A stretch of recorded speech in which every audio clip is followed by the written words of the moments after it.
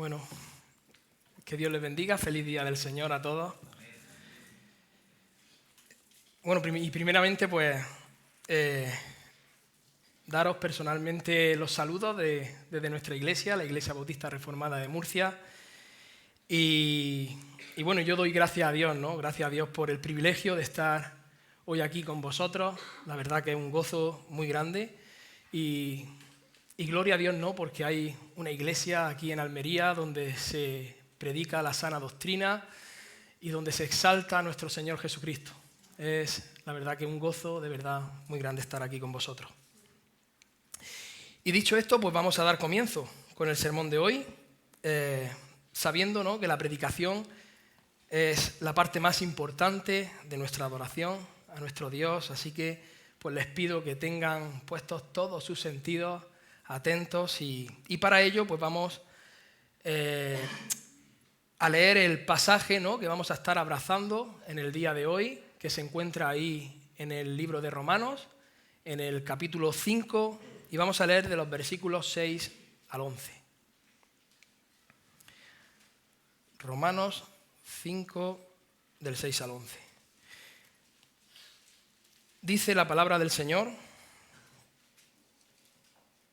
Dice: porque mientras aún éramos débiles, a su tiempo Cristo murió por los impíos.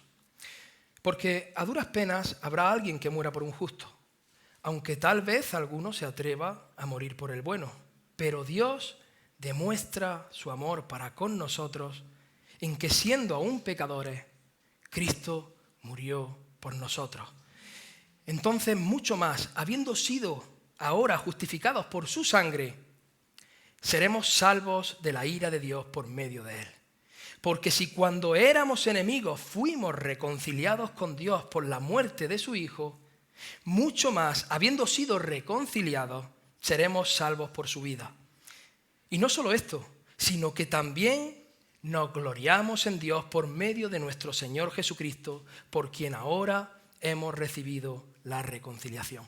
Amén. Voy a hacer una breve oración, ¿vale? Padre eterno, venimos ante ti, Señor, con esos corazones necesitados, mi Dios. Corazones sedientos, mi Dios, deseando ver más de tu gloria en el rostro de Cristo. Oh Padre, abre ahora nuestros oídos, quebranta, mi Dios, nuestro orgullo, y que tu palabra, Señor, corra y que sea hoy glorificada, mi Dios. Amado Dios, haz que Cristo sea el centro, Señor, y que nosotros desaparezcamos por completo, mi Dios. Porque todo esto te lo pedimos, Señor, en el nombre poderoso de tu Hijo Jesucristo. Amén. Amén. Bueno, durante la Segunda Guerra Mundial, el 20 de febrero de 1945, en la batalla de Iwo Jima, un joven marine llamado Jacqueline Lucas, de apenas 17 años de edad, realizó un acto de heroísmo que quedó grabado en la historia militar de Estados Unidos. Mientras avanzaba con su pelotón bajo el fuego enemigo, Lucas y 3 compañeros se lanzaron en una trinchera japonesa. Y de repente una granada enemiga cayó entre ellos. Y sin pensarlo, nuestro joven Jacqueline Lucas, de 17 años, se lanzó sobre esa granada y con su propio cuerpo, ¿no?, protegió a los demás, a esos 3 compañeros. Y cuando otra granada cayó, cogió esa granada y la metió debajo de sí mismo para proteger a sus compañeros. La explosión, hermanos, físicamente lo destrozó. Sufrió más de 250 fragmentos de metralla en su cuerpo. Y contra todo pronóstico sobrevivió, aunque con heridas pues, muy graves. Su acto salvó la vida de esos 3 compañeros, hermanos. Pero lo impactante de esta historia es que Lucas no conocía bien a esos compañeros. Ni siquiera eran amigos cercanos. Sí del mismo bando, pero no los conocía. Pero el impulso de protegerlos fue más fuerte que el miedo. El impulso de protegerlos fue más fuerte que el ego, que cualquier rencor. Por este acto, hermanos, Jacqueline Lucas recibió la medalla de honor del Congreso, la más alta distinción militar en Estados Unidos. Y no solo eso, sino que fue, además, el marine más joven en recibir esa condecoración. Este acto no fue por gloria, este acto tampoco fue por amistad personal, fue por el amor al prójimo en su forma más radical, el sacrificio. Ahora imagina, mi hermano, mi hermana, imagina algo más radical, que diera su vida por un compañero, o sea, que no diera su vida por un compañero, sino ni tampoco por un gran amigo, ni siquiera por un hijo amado, sino que lo estuviera dando por el peor de sus enemigos. Que estuviera dando la vida por alguien que lo odia. Que estuviera dando la vida por alguien que si hubiera tenido ocasión lo hubiera matado. Alguien que le ha traicionado, que ha hablado mal de él una y otra vez. El que le ha herido una y otra vez sin arrepentimiento. El que lo ha odiado, despreciado. El que más dolor te ha causado en la vida. Yo ahora te pregunto, mi hermano, ¿te lanzarías a salvarlo? ¿Arriesgarías tu vida por él? ¿Morirías por él? La mayoría de nosotros ni siquiera lo haría por un desconocido. Ni siquiera por un desconocido. Tal vez por un ser querido, sí. Tal vez por alguien que nosotros consideramos bueno. Pero por un enemigo no. La lógica humana se detiene ahí. Pero la gracia de Dios no se detiene ahí. La gracia de Dios no.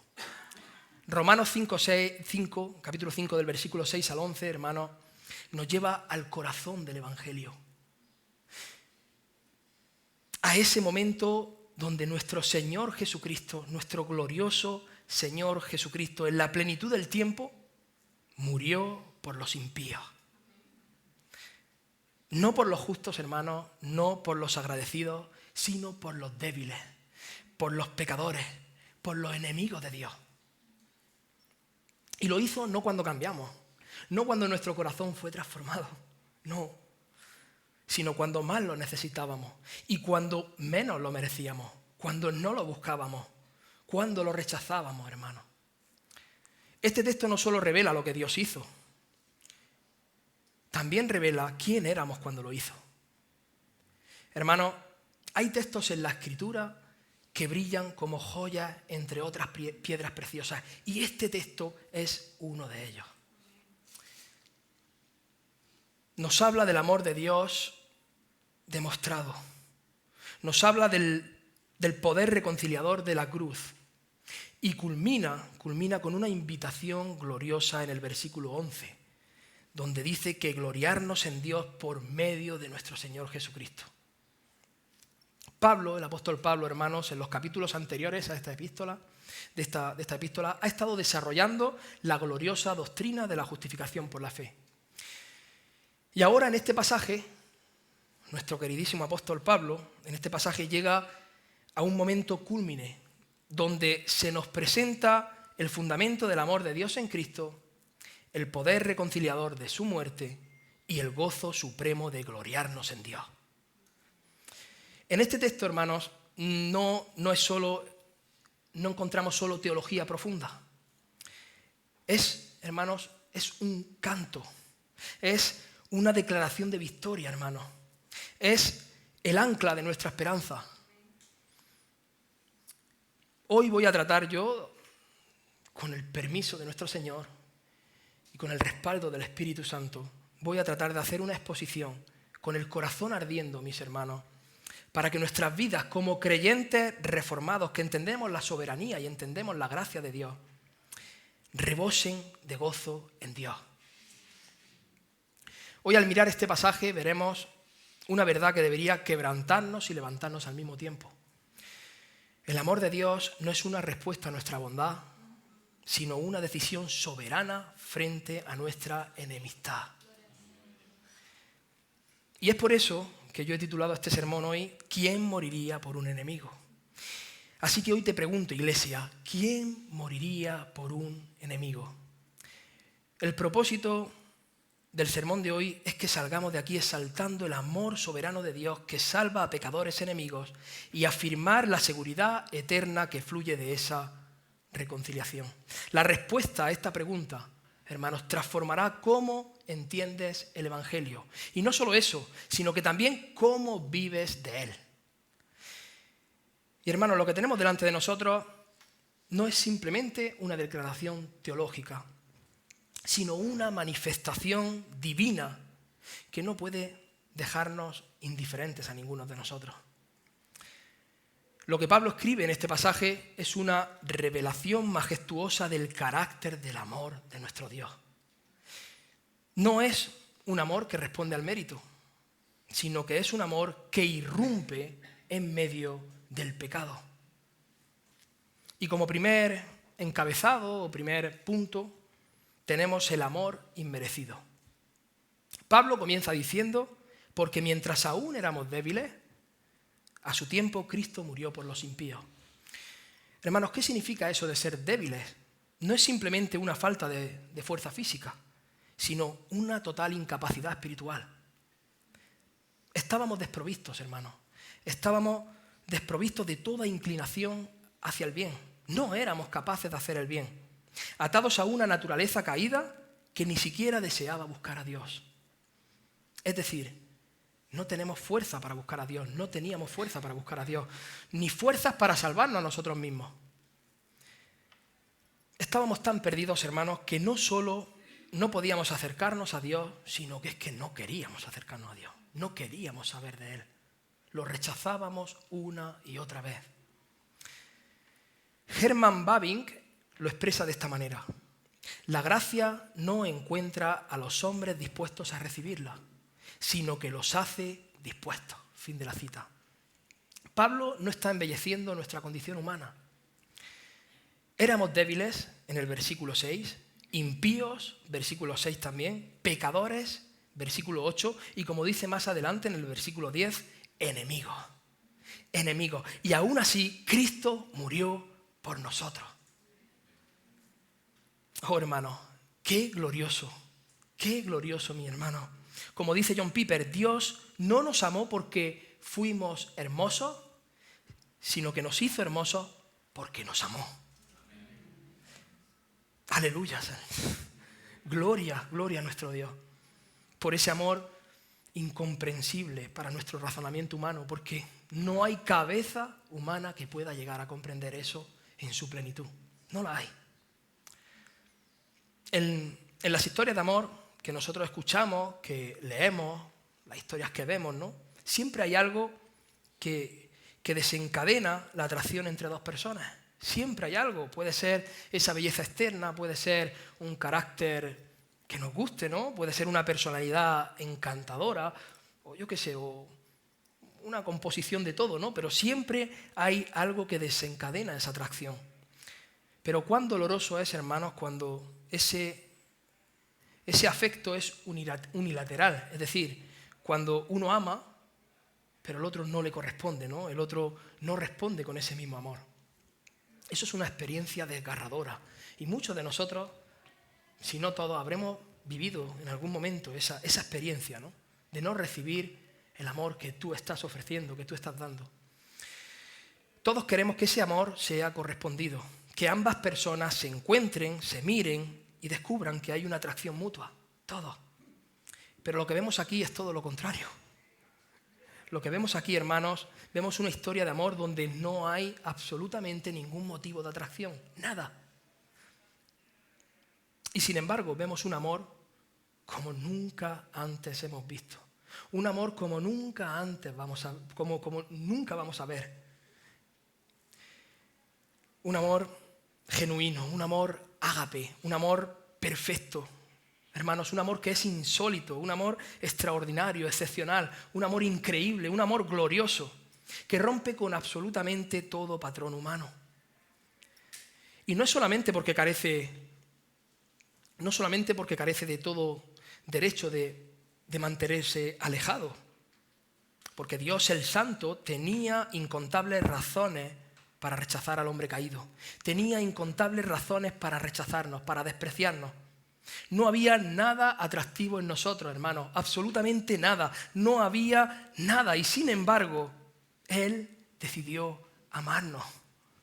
Él decidió amarnos, hermanos, no por lo que éramos, sino a pesar de lo que éramos.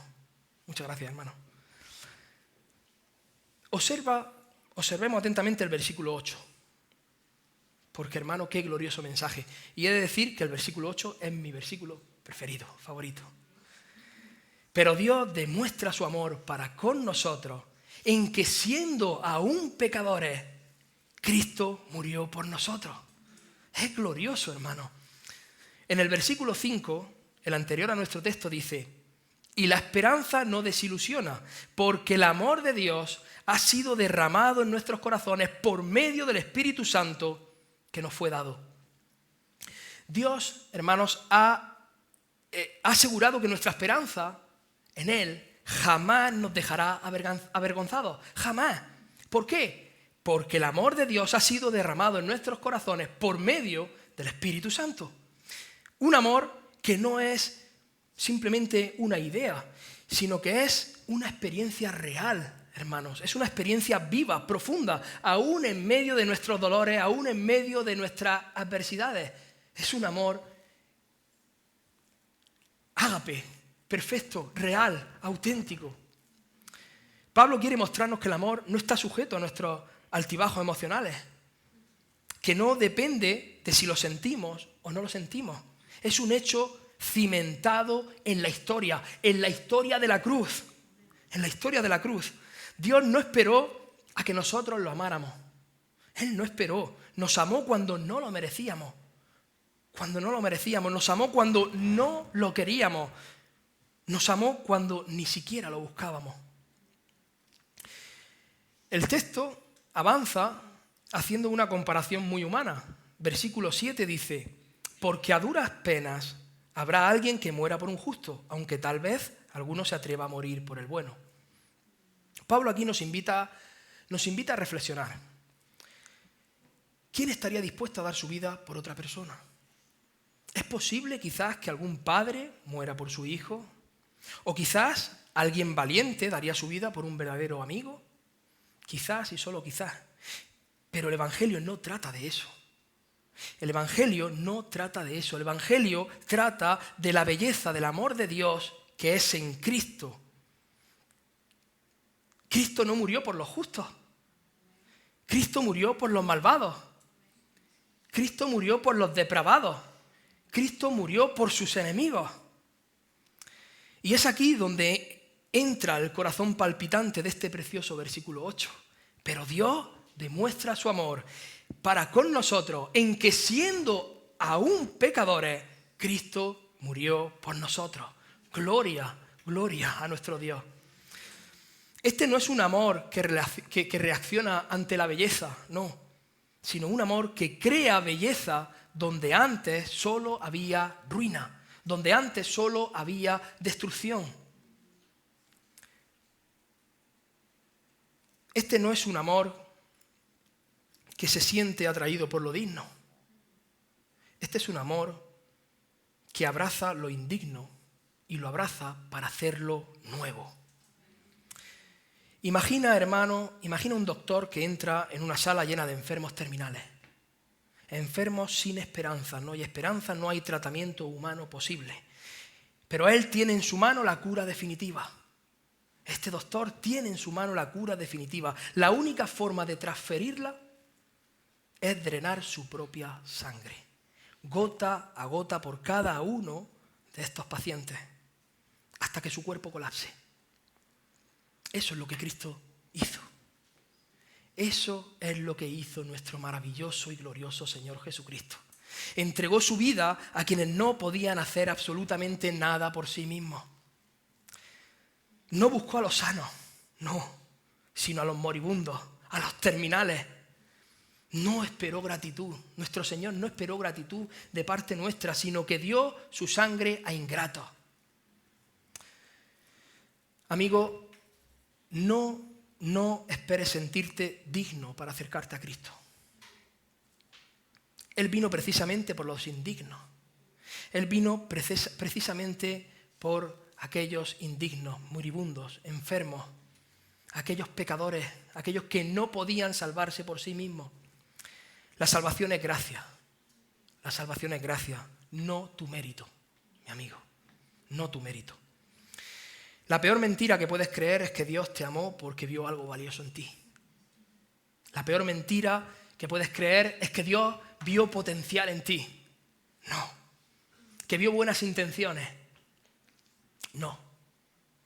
Nuestro Señor, nuestro glorioso Señor Jesucristo no murió por ti porque tú no eras tan malo. No murió por ti porque ibas por el buen camino. Nuestro Señor murió por ti aun cuando tú eras débil, aun cuando tú eras un impío, eras un enemigo, eras basura. Y aún así decidió amarte y murió por ti. Él no vino a buscar novias puras, hermano. Él no vino a buscar novias bellas, vestidas de blanco. Él compró con su sangre a una novia que era infiel, a una mujer caída, a una iglesia manchada, depravada. Él no encontró dulzura en nosotros, nada. Él lo que hizo fue traer dulzura a lo amargo. Como dijo John Grisham, no sé si lo pronuncia bien, mi inglés es muy murciano, un presbiteriano estadounidense que era un erudito del Nuevo Testamento. La cruz no es el reflejo de cuánto valemos, sino de cuán profunda es nuestra miseria y cuán grande es su misericordia. Hermano, la cruz es la cicatriz de cuán grande es el amor de nuestro Dios.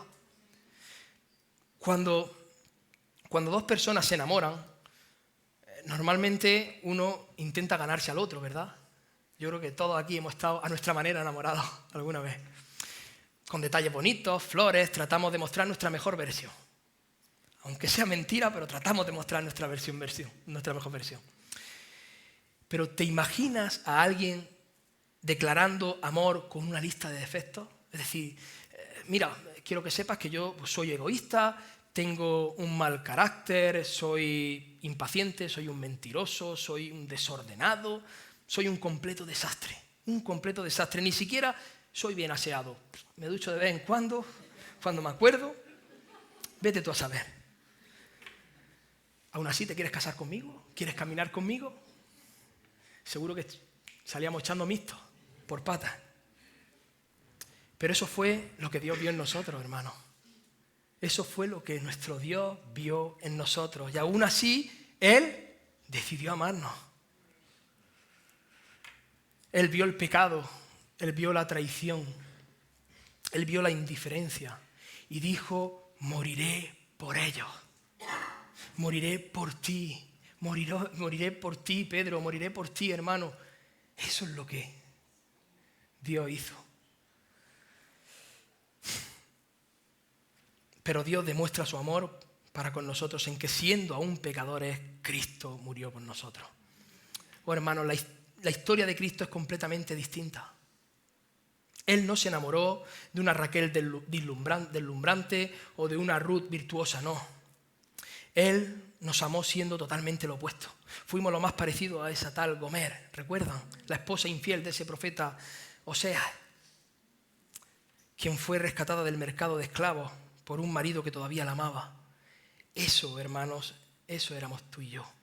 Eso éramos nosotros. No la novia hermosa vestida de blanco, sino la infiel. Éramos la despreciada, éramos la que nadie querría. Esa novia éramos nosotros. Y sin embargo, Cristo escogió amarnos. Cristo nos escogió para amarnos, hermano. Pero no nos deja como nos encontró. Él nos transforma.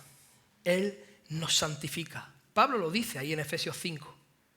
Efesios 5 del 25 al 27. Voy a beber un poquito de agua que hace calor.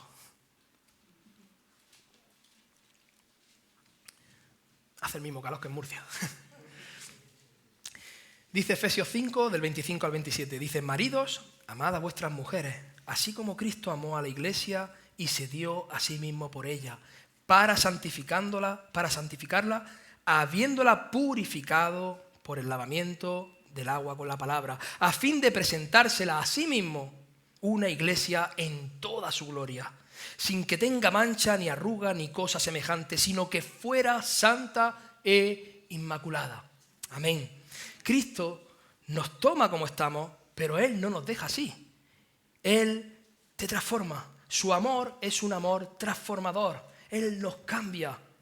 Él purifica a su iglesia.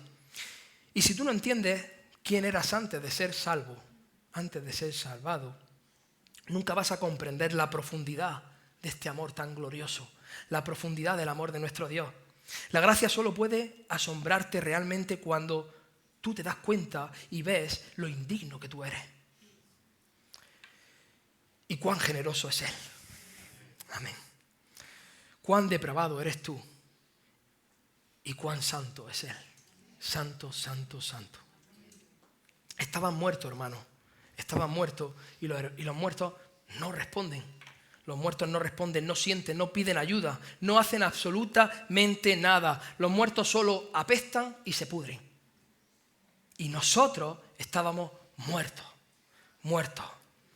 Y Efesios 2, capítulo 2, del versículo 1 al 3, nos lo enseña muy claro. Dice: y Él os dio vida a vosotros, que estabais muertos en vuestros delitos y pecados, en los cuales anduvisteis en otro tiempo, según la corriente de este mundo, conforme al príncipe de la potestad del aire, el espíritu que ahora opera en los hijos de desobediencia, entre los cuales también todos nosotros en otro tiempo vivíamos en las pasiones de nuestra carne, satisfaciendo los deseos de la carne y de la mente, y éramos por naturaleza hijos de ira. Lo mismo que los demás, lo mismo que el resto de mundanos, hijos de ira, hermanos. Mi hermano, la Escritura no nos deja lugar a dudas acerca de nuestra condición antes de conocer a Cristo, antes de conocer a nuestro Señor. Efesios nos abre los ojos con una claridad que nos sacude el alma, que nos machaca. Muertos, dice muertos, no enfermos, no confundidos, no débiles, dice muertos, hermanos. No había aliento espiritual ninguno en nosotros. Estábamos totalmente muertos, caminábamos como sombras, como zombies, atrapados por los deseos de nuestra carne, muertos completamente, obedientes a la maldad del maligno, esclavos de nosotros mismos. No éramos una excepción nosotros, no éramos mejores que el resto, éramos la misma basura, éramos lo mismo, todos estábamos bajo la misma sentencia, hijos de ira, todos, absolutamente todos. Pero entonces aparece uno de los giros más gloriosos de toda la Biblia, versículo 4 en adelante. Pero Dios, que es rico en misericordia, por causa del gran amor con que nos amó, aun cuando estábamos muertos en nuestros delitos, nos dio vida juntamente con Cristo. Por gracia habéis sido salvados, y con Él nos resucitó, y con Él nos sentó en lugares celestiales en Cristo Jesús, a fin de poder mostrar en los siglos venideros las sobreabundantes riquezas de su gracia por su bondad para con nosotros en Cristo Jesús. Porque por gracia habéis sido salvados por medio de la fe, y esto no de vosotros, sino que es don de Dios, no por obras, para que nadie se gloríe, porque somos hechura suya, hermanos, creados en Cristo Jesús para hacer buenas obras, las cuales Dios preparó de antemano para que anduviéramos en ellas. Gloria a nuestro Dios, toda la gloria para nuestro Dios, por ese glorioso intercambio. Pero Dios, que es rico en misericordia, no tú, hermano, no yo, Dios, que es rico en misericordia, mientras nosotros, Él que es rico en misericordia, nos dio ese abundante amor mientras nosotros estábamos revolcándonos en nuestro pecado, mientras nosotros nos estábamos revolcando en el fango, igual que los cerdos. Rico en misericordia. Él decidió amarnos, hermano. Él decidió amarnos cuando tú te estabas revolcando en tu pecado, cuando tú estabas muerto en tus delitos y pecados, cuando tú no buscabas a Dios, cuando tú no querías a Dios, cuando tú le dabas la espalda, cuando tú lo rechazabas, cuando tú escupías a ese sacrificio que Cristo hizo por nosotros. Y Él decidió amarnos. Y lo hizo cuando no había absolutamente nada en nosotros que justificara ese amor. Nada, hermano, nada. Él extendió su mano hacia los adúlteros. Él extendió su mano hacia los ladrones, hacia los asesinos, hacia los mentirosos, hacia los orgullosos, desobedientes, hacia los más depravados, hacia ti y hacia mí. Cristo murió por aquel crucificado al lado suyo, que minutos antes lo injuriaba, porque se nos dice que uno de los que estaba con él crucificado se arrepintió, pero eso fue al final. Eso fue al final. Al principio, los que estaban crucificados con él se mofaban de él, se burlaban de él, lo insultaban, le reprochaban de la misma manera que el resto lo hacía.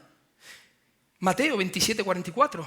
27:44. En la misma forma le injuriaban también los ladrones que habían sido crucificados con él. Marcos 15:32. Que este Cristo, el Rey de Israel, descienda ahora de la cruz para que veamos y creamos. Y los que estaban crucificados con él también le insultaban. Cristo, hermanos, murió por aquellos que gritaban: crucifícale. Cristo murió por quienes prefirieron a ese tal Barrabás. Cristo murió por aquel centurión que estaba a los pies de la cruz del Calvario. Cristo murió por todos aquellos discípulos, hermanos, que en sus peores momentos lo abandonaron y lo dejaron solo, lo rechazaron. Cristo murió por aquel tal Pedro que lo negó no una ni dos, 3 veces, hermanos, cuando se le llenaba una hora antes la boca de jamás te negaré. Pedro no cumplió las expectativas, pero Jesús no busca a quien las cumple. Jesús no busca a quien cumpla las expectativas. Jesús busca a quienes se rinden ante su amor transformador. ¿Recuerdas, hermano, ese instante sagrado en el que Pedro es restaurado? No hay reproches en los labios de nuestro Señor Jesucristo. No lo hay. Solo una pregunta que atraviesa el alma. Pedro, ¿me amas? Pedro, ¿me amas? La repite 3 veces. Una por cada negación. No para humillarlo, hermano, no, sino para sanarlo, para restaurarlo. En lugar de condenarlo, Jesús lo que hace es confiarle lo más preciado, sus ovejas, su pueblo, su corazón. Lo abraza con gracia, tal como es. Lo abraza con gracia, con sus errores, con su impulsividad, con sus defectos, con su fragilidad. Pero no lo deja igual. No lo deja igual. Lo transforma, lo redime, lo levanta. Lo transforma en pastor de almas, hermano. En ese encuentro, el fracaso se convierte en llamado y esa herida se convierte en misión. En misión. Un llamado glorioso de parte de nuestro Señor Jesucristo. Jesús no solo restaura a Pedro, Jesús lo reinventa. Jesús lo resucita desde lo más profundo del alma. Y tú, hermano, yo te pregunto ahora, ¿alguna vez has sentido que no eres suficiente? ¿Que tropiezas con el mismo pecado una y otra vez? Pues escucha bien. Dios, nuestro Dios, santo, santo, santo, te toma tal como estás, pero no te deja igual. No te deja igual. Efesios 2, el cual ya hemos leído, lo dice con fuerza. Hubo un antes, pero también hay un después. Jesús no murió para que tú sigas encadenado, no. Murió para romper esas cadenas, para darte vida, no excusas, vida. No te engañes, no te engañes. Cristo no vino a consolar el pecado, Él vino a destruirlo, hermano. No murió por los que se justifican, sino por los que se quebrantan, por los que se rinden a sus pies. Él vino por los que reconocen su necesidad. Bienaventurados los pobres en espíritu, por los que reconocen su necesidad, por los que al mirar la cruz se rinden. Por eso vino. Porque solo los que saben que son pecadores pueden encontrar a un Salvador. Lucas 5:32, no he venido a llamar a justos, sino a pecadores al arrepentimiento. Él es paciente, hermano. Ese llamado sigue sonando. Sigue sonando, lo oyes, hermano, lo oyes, hermana. Sigue sonando y Él es muy paciente, pero no es eternamente permisivo. No lo es. Hoy está intercediendo, sí, pero un día regresará como juez. Un día va a regresar como juez en toda su gloria, en todo su esplendor. Así que no abusemos de su paciencia, hermano. No abusemos de su paciencia. Hoy es el día de volver al Señor. Hoy es el día. Si aún no lo has hecho, ven a Cristo. Ven a Cristo. Recordemos aquella escena de la mujer sorprendida en adulterio. Jesús le dijo, ni yo te condeno. Palabras muy tiernas, de mucho amor, qué ternura. Pero también añadió, vete y no peques más. Y esa es la frase que muchos olvidan. Vete y no peques más.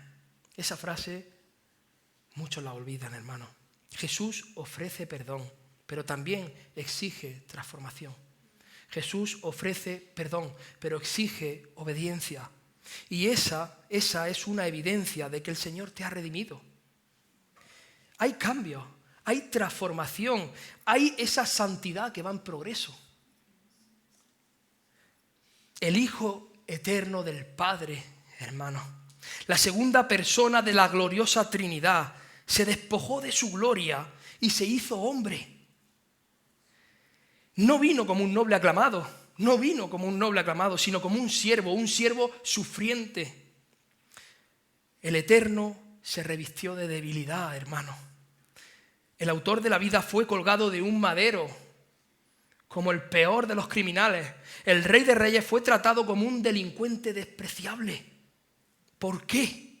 ¿Por qué? Para recibir en su cuerpo y alma la ira justa de Dios que tú y que yo merecíamos. La cruz fue, hermanos, el punto de colisión entre la justicia y el amor de nuestro Dios. Y Cristo fue ese recipiente de esa tempestad. No desprecies la obra de Cristo en la cruz del Calvario. No la desprecies. Tú no merecías ese amor, yo tampoco merecía ese amor, y sin embargo nos amó. Ahora vamos a tocar otro punto importante, que es nuestro segundo punto en el sermón de hoy, y que significa, ¿qué significa esa reconciliación por medio de Cristo?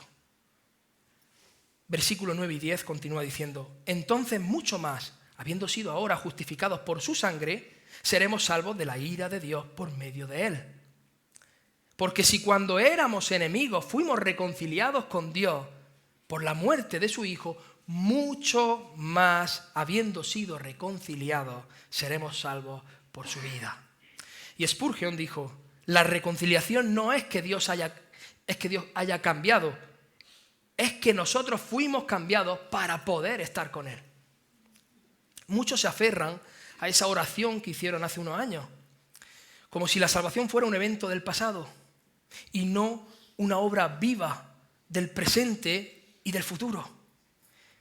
Pero ser salvo, hermanos, no es repetir unas palabras, es ser transformado cada día, ser transformado cada día por el poder del Evangelio. Dios no inició algo para dejarlo a medias. El que comenzó la buena obra la perfeccionará hasta el día del regreso de Cristo en gloria. No creemos en una gracia que tolera el pecado, no, sino en una que lo destrona el pecado. La evidencia de que no perdemos la salvación es que seguimos siendo salvados cada día del poder del pecado. Esa es la evidencia. Si alguien vive cómodamente en su pecado, mi hermano, sin lucha, sin arrepentimiento, es que nunca ha nacido de nuevo. La Biblia lo afirma, sin santidad nadie verá al Señor. Jesús no es solo Salvador, Jesús es Señor. Y no puede llamarle Señor si no hay una obediencia a ese Señor. ¿Por qué me llamáis Señor, Señor, y no hacéis lo que yo os digo. Lucas 6:46. Juan 15:14.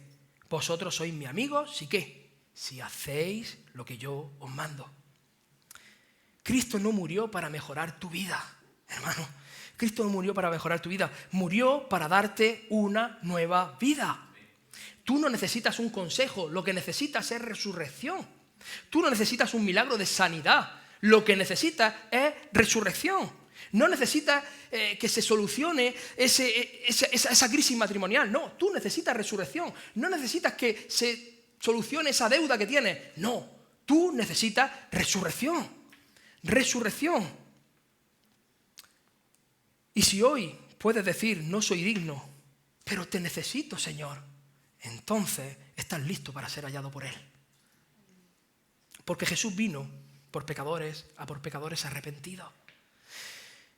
No por los que se justifican, sino por los que se rinden a los pies del Señor. A por ellos. Antiguamente, cuando la iglesia predicaba, el llamado no era una ayuda emocional o una ayuda material. El llamado era un Salvador que resucita a los muertos. Ese era el llamado. Primera de Juan 4:10 nos revela el corazón del Evangelio. Dice, en esto consiste el amor, en que nosotros no en que nosotros hayamos amado a Dios, sino en que Él nos amó a nosotros y envió a su Hijo como propiciación por nuestros pecados. Amén.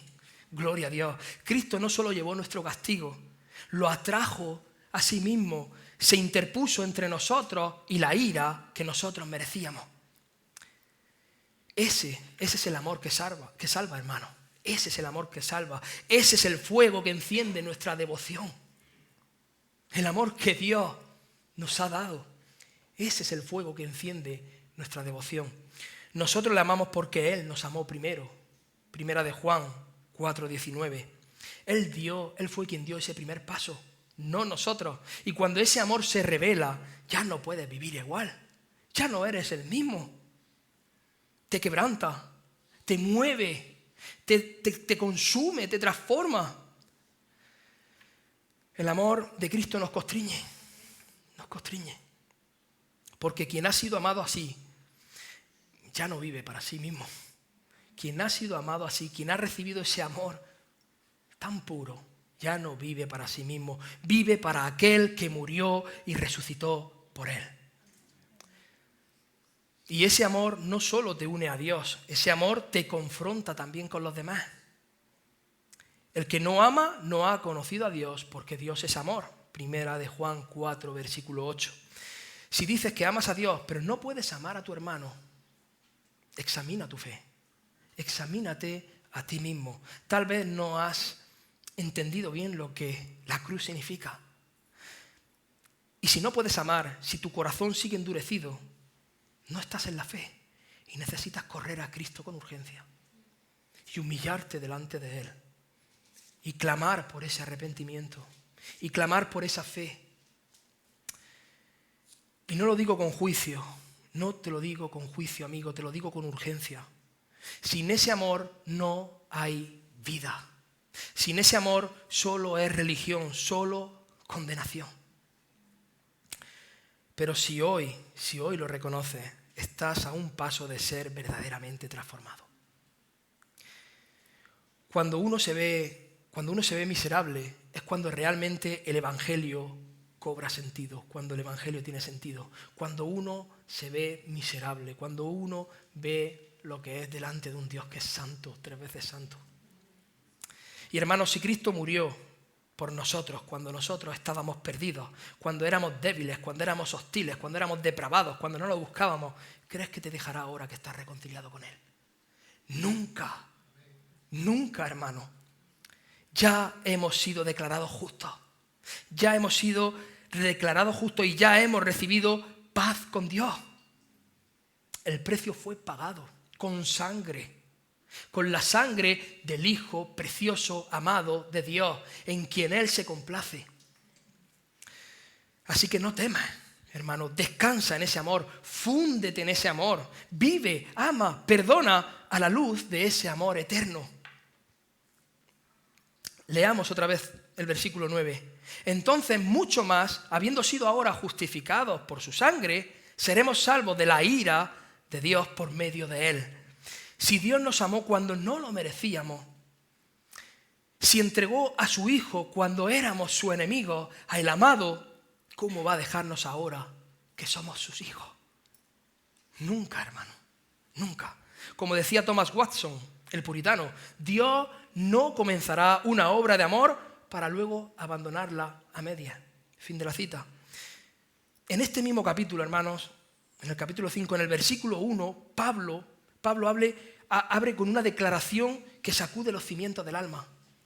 Él comienza diciendo, por tanto, habiendo sido justificados por la fe, tenemos paz para con Dios por medio de nuestro Señor Jesucristo. La enemistad, esa enemistad que antes nos separaba de Dios, ha sido completamente eliminada. ¿Y por qué ha sido eliminada? Porque Cristo cargó con nuestros pecados. No solo los pecados de ayer, sino también los de hoy y los pecados de mañana. Él ya ha cargado con todos los pecados. Cristo murió sabiendo exactamente por los pecados que iba a pagar. Él murió sabiendo exactamente por los pecados que estaba pagando. Luego en el versículo 10, Pablo añade algo aún más profundo. Y dice, porque si cuando éramos enemigos de Dios, si cuando éramos enemigos fuimos reconciliados con Dios por la muerte de su Hijo, mucho más, habiendo sido reconciliados, seremos salvos por su vida. Si cuando lo odiábamos, hermanos, si cuando lo despreciábamos, Dios tomó la iniciativa y nos trajo a Él a costa de su Hijo amado, ¿cómo podríamos nosotros pensar ahora, mis hermanos, que siendo ya su amigo, siendo ya sus hijos, que Él nos dejaría ahora perder? Es tan estúpido pensar eso. El apóstol Pablo está diciendo que la misma gracia que nos reconcilió, esa misma gracia nos llevará seguro hasta el final. La salvación no se sostiene sobre tus méritos, hermano. La salvación se sostiene sobre la vida resucitada de Cristo. No es solo que Jesús murió, es que Él vive y reina. Vive y reina en tu vida, hermano. Está sentado a la diestra del Padre intercediendo por ti, intercediendo por mí. ¿Cómo podría, si Cristo, el Hijo de Dios, Dios mismo, está intercediendo por ti, cómo podrías terminar ahora separado de Él? ¿Cómo podrías terminar separado de Él? Filipenses 1:6 lo afirma con poder. Dice, Filipenses 1:6, estando convencido precisamente de esto, que el que comenzó en vosotros la buena obra, la perfeccionará hasta el día de Cristo Jesús. Amén. Dios no es como nosotros, hermanos. No es como nosotros que andamos dejando las cosas a medias, que nos ponemos a montar un puzzle de 500 piezas y cuando vamos por la pieza número 100 nos aburrimos, lo dejamos ahí arramblado encima de la mesa y chimpum. No. Él acaba lo que comienza, hermanos. Él no deja nada a medias. Él construyó la obra de redención desde los cimientos y la va a terminar en gloria. La va a terminar en gloria. Y claro, siempre hay quienes se escandalizan. Hay muchos hermanos en la fe que se escandalizan y dicen, entonces, si tú puedes vivir como te dé la gana, ¿no? Tú puedes vivir como quieras, puedes pecar sin preocupación porque como ya fuiste perdonado. No, eso no es lo que nosotros enseñamos. El verdadero cristiano no usa la gracia como excusa para pecar, porque ha sido transformado, porque ha sido cambiado, porque ha sido restaurado, porque ha nacido de nuevo, porque el amor de Dios ahora habita en él, porque el Espíritu Santo ahora, el Espíritu Santo del Santo, Santo, Santo ahora vive y mora con nosotros. Jesús lo dejó muy claro en Mateo 7:21. No todo el que me dice Señor, Señor, entrará en el reino de los cielos, sino el que hace la voluntad de mi Padre que está en los cielos. Cristo no solo nos perdona, no, Él nos embellece, Él nos endulza. Esa amargura que nosotros teníamos antes, ahora la endulza, nos embellece, nos transforma. Él está obrando en nosotros como el mejor artista. Él está refinándonos, Él está moldeándonos, perfeccionándonos. Y en Juan 10, ¿recuerdan lo que dice? Capítulo 10, versículos 27 y 28. Mis ovejas oyen mi voz, y yo las conozco y me siguen. Y yo les doy vida eterna. ¿Y qué dice? Y jamás perecerán, y nadie las arrebatará de mi mano. De mi mano. Pregunta de EGB, que seguro que aquí hay muchos que han hecho la EGB. ¿Por qué no pereces? Hermano, ¿por qué no pierdes la salvación? Porque estás en su mano. Estás en su mano. Esa es nuestra seguridad. No tú, Él. Él es nuestra seguridad. Y esto nos lleva a la parte más impresionante de este texto. Esto nos lleva al propósito supremo de nuestra salvación. A mi tercer punto, el clímax. Gloriarnos en Dios. Versículo 11. Y no solo esto, sino que también nos gloriamos en Dios por medio de nuestro Señor Jesucristo, por quien ahora hemos recibido la reconciliación. Amén. Gloria a Dios. Este es el clímax del pasaje, hermano. Mi versículo preferido es el 8, pero este es el clímax. La reconciliación no es solo para evitar la ira o para escapar del infierno. No, es para gloriarnos en Dios. El fin último de la salvación no es el cielo. El fin último de la salvación es Dios mismo. Dios mismo. Qué frase tan densa, tan increíble, tan gloriosa, hermanos. Si nos fijamos en el versículo anterior, Pablo ha dicho que nos gloriamos en la esperanza. En versículo anterior, el versículo 2. Por medio de quien también hemos obtenido entrada por la fe. En el capítulo 5, versículo 2 dice, por medio de quien también hemos obtenido entrada por la fe, a esta gracia en la cual estamos firmes y nos gloriamos en la esperanza de la gloria de Dios. Ha dicho incluso que nos gloriamos en las tribulaciones en el versículo siguiente, versículo 3. Y no solo esto, sino que también nos gloriamos en las tribulaciones sabiendo que la tribulación produce paciencia. Pero ahora, hermano, ahora añade algo más profundo. Nos gloriamos en Dios mismo, hermano. En Dios mismo. ¿Para qué nos salvó Dios? No solo para evitar el infierno. No solo para quedarnos ahí en el cielo. Para que nos regale el cielo. No. Nos salvó para darse a sí mismo. Él es el don más sublime que existe. Es Él mismo es el Evangelio. Dios es el Evangelio. Dios con nosotros. Aleluya. Dios con nosotros. Mira, no lo voy a leer por el tiempo, pero recordemos un momento, por un momento vamos a recordar la parábola del hijo pródigo. Imagina a ese padre cuyo hijo ha huido de casa, se ha ido de casa, el hijo tomó su parte de la herencia, lo malgastó de mala manera en placeres, vicios y terminó viviendo en la miseria. Años después, destruido por el pecado y por la vergüenza, decide volver, no por amor, sino porque tiene hambre, porque está pasando hambre, ¿no? Y él piensa, al menos en la casa de mi padre los mismos siervos ya comen, y comen bien. Ahora imagina al padre, imagina a ese padre, lo ve desde lejos. Y en vez de cruzarse de brazos y estar esperando a que venga el hijo a darle una explicación, no, ¿qué es lo que hace? Sale corriendo, corre hacia él, lo abraza cubierto de harapos, estaría sucio, lo besa oliendo a inmundicia.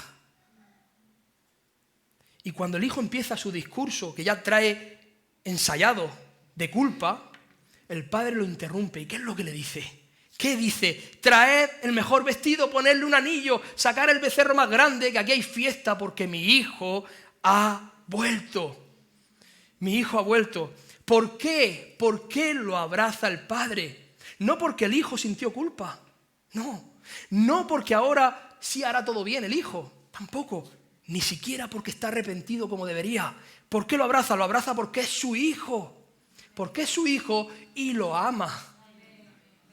Lo ama. Así también Dios nos reconcilió porque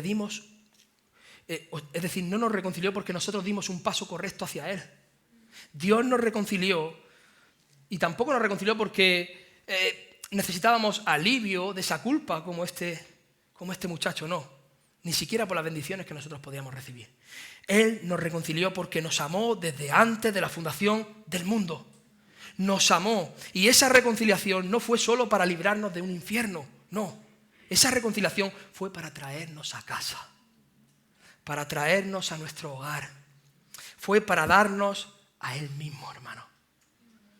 Para darnos a Él mismo. Primera de Pedro 3, versículo 18. Porque también Cristo murió por los pecados una sola vez, el justo por los injustos, para llevarnos a Dios, muerto en la carne, pero vivificado en el Espíritu. Para llevarnos a Dios, hermano. Dios con nosotros, hermano.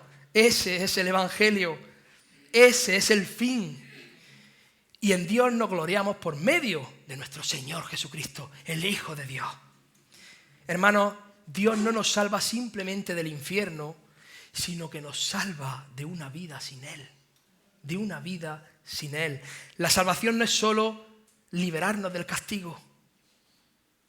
Es la unión con nuestro Salvador. Hermanos, escuchen con atención. La vida eterna no es solo vivir para siempre. La vida eterna es vivir con Él, para Él y en Él.